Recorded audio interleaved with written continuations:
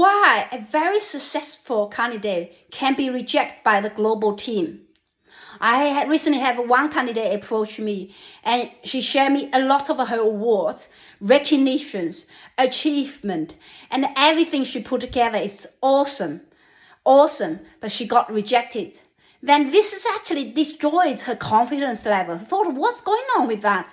And it seems to her that department only provides her a very random kind of a feedback. And I checked her file. Of course, she DIYed and checked her profile. I said, why did you say this award? What is the purpose of this award? What is this award about? What was the project? Why what was the key criteria for this award? Is this award recognized internationally? Who were being rewarded awards as well? Who else being rewarded awards? Why this criteria? It's going to relate to Australia at all, right?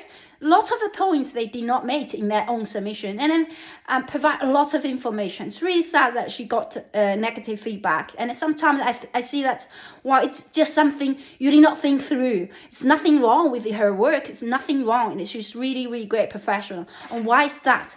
And I checked that. I said, okay, because people have a hard understanding if you give them a massive information. Okay, because human beings, they process information in chunks. They have to process information in chunks.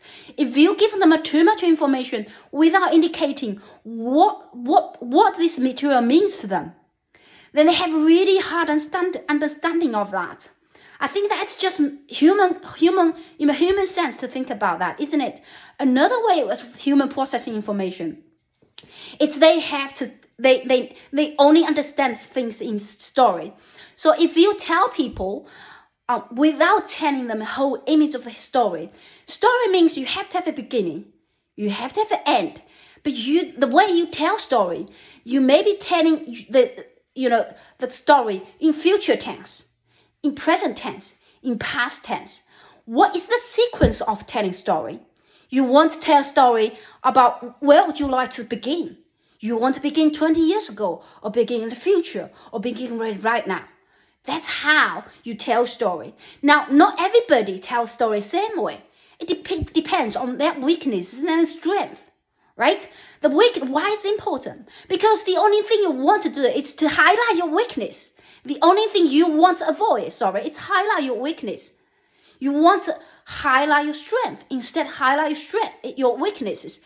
Therefore, the way how you tell story is really about emphasize your strength, but in a way not present in sequence, in a way that it's just like mass information. Think about the way that you have worked in the industry for 20 years, and you spend day and night thinking about one thing.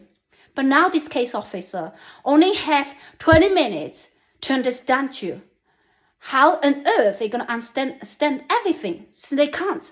You're gonna need to put things in chunks so they can fully understand you. And then you're gonna tell them a story. You're gonna present information in story so they can understand you. Think about their work. It's a lot hard, very hard work. Think about everybody submitting your OI randomly, and everybody seems can do that. Department embrace this policy. They just promote heavily. So therefore, people launch every single day, every single minute, and IT system sometimes can't handle.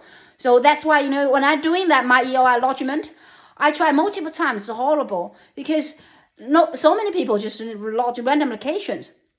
Think about it. If they, like myself, reviewing all files, you think I'm going to care about each file? No, I'm only picking something that's obvious to me, and I can know definitely this person's good one. Hey, I'm going to give invitation right now. I'm going to give you invitation right now.